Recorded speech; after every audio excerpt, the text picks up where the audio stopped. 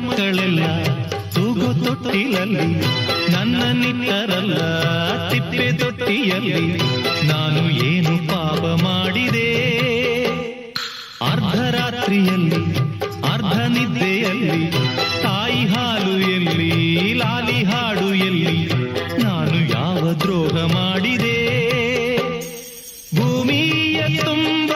ಅನಾಥರೆಂಬ ಕೋಟ್ಯಾನು ಕೋಟಿ ಕೂಗು ಇದೆ